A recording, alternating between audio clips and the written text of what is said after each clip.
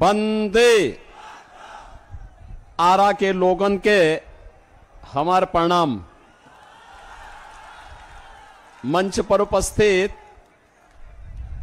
केंद्रीय ऊर्जा मंत्री और लोकप्रिय सांसद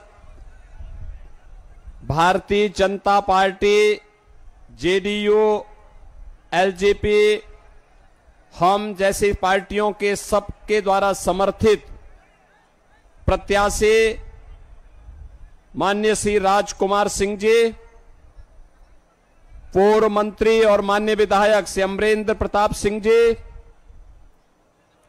पूर्व विधायक, पूर्व मंत्री और माननीय विधायक श्री राघवेंद्र प्रताप सिंह जी, माननीय विधायक जनक सिंह जी, भाजपा के जिला के अध्यक्ष श्री दुर्गाराज जी, जिला अध्यक्ष जेडीयू संजय सिंह जी, जिला अध्यक्ष लोजप्पा श्री राजेश्वर सिंह जी, प्रखंड अध्यक्ष जदयू दुर्गा पटेल जी, बिहार नागरिक परिषद के अध्यक्ष भाई परमेश्वर सिंह, छोटो सिंह जी, पूर्व सांसद श्रीमती मीना सिंह जी, पूर्व विधायक मुन्नी देवी जी, पूर्व राज्यसभा के सांसद सम्मानित श्री आर.के. सिन्हा जी, भारतीय जनता पार्टी और एनडीए के हमारे सभी पदाधिकारीगण, बहनों और भाइयों, अरण्य देवी मंदिर और तरारी के सूर्य मंदिर की कृपा भूमि को कोटि कोटि नमन। भारत के प्रथम स्वतंत्रता आंदोलन के महानायक और बाबू साहब तेगवा बहादुर की उपाधि से विख्यात वीर कुंवर सिंह और देश के पूर्व उप प्रधानमंत्री बाबू जगजीवन राम की इस कर्मभूमि को कोटि कोटि नमन करते हुए मैं आप सबका हृदय से अभिनंदन करता हूं, स्वागत करता हूं। बहन और भाइयों, जब आरा की बात आती है तो हमें 1857 याद आता है। आप सोचिए, 80 वर्ष की उम्र में वीर बाबू कुंवर सिंह ने अंग्रेजों को मार मार करके खदेड़ा था और आजमगढ़ तक का भूभाग उन्होंने अंग्रेजों से मुक्त करने का काम किया था। ऐसे वीर बलिदानियों की भूमि है और इसीलिए इस भूमि को मैं कोटि कोटि नमन करता हूं। आप सबको अभिनंदन इसलिए करता हूं कि आप बाबू वीर कुंवर सिंह की धरती के लाल हैं, सपूत हैं और नए भारत का निर्माण आपके हाथों में है।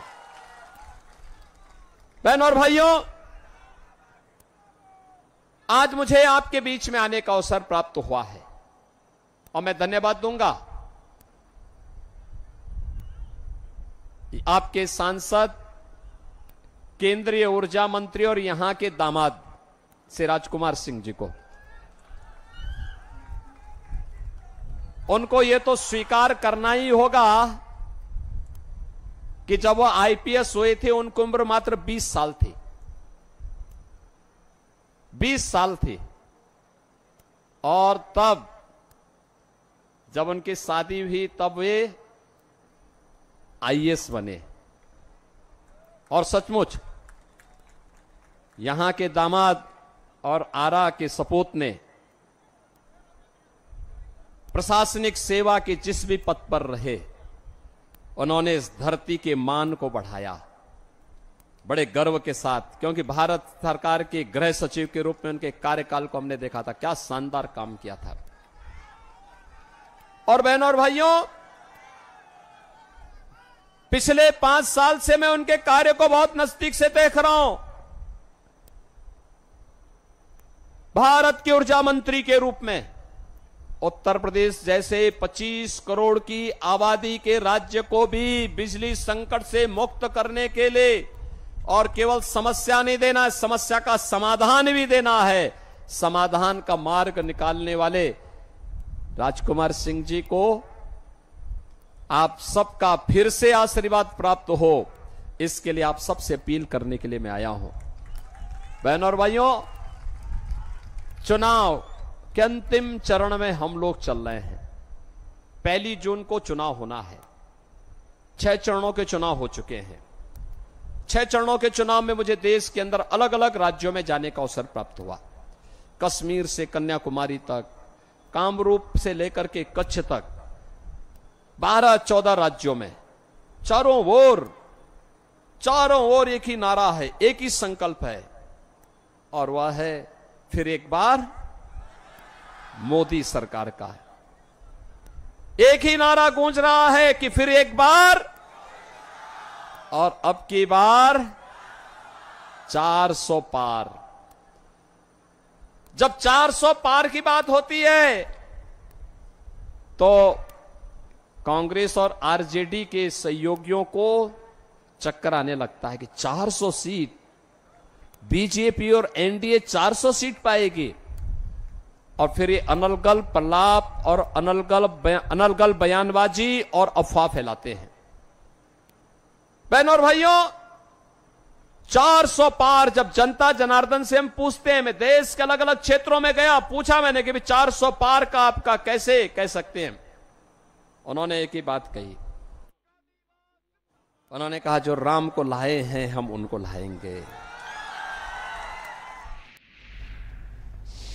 चलिए आगे बढ़ते हैं। पीएम मोदी ने झारखंड में कांग्रेस पर जमकर हमला बोला। उन्होंने कहा कि जब से मैंने धर्म के आधार पर आरक्षण